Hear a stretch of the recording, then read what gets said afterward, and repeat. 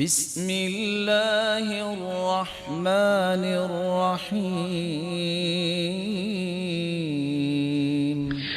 رسول اللہ صلی اللہ علیہ وآلہ وسلم نے تو یہاں تک کہہ دیا لیس شیء اکرم علی اللہ من الدعاء، اللہ کے نزدیک دعا سے بڑھ کے کوئی عزت والا اور افضلیت والا عمل کوئی نہیں۔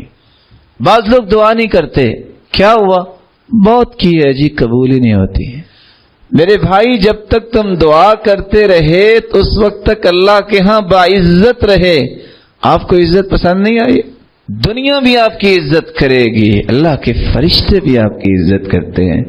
یہ دعا کا اثر نہیں ہے کہ دعا آپ نے شروع کی، اللہ نے آپ کو دنیا سے افضل بنا دیا، اور کیا چاہیے آپ کو؟ یہ دعا کا اثر نہیں ہے۔ دعا کرنا نہ چھوڑیے۔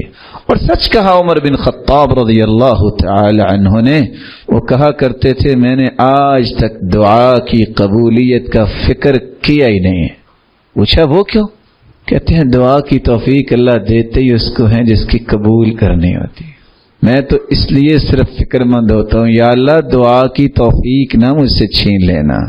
یہ چھن گئی، اس کا مطلب ہے کہ اب محرومی ہوگی۔ جب تک اللہ توفیق دیے رکھیں گے اس وقت تک اللہ ذو الجلال انسان کو محروم نہیں کریں گے۔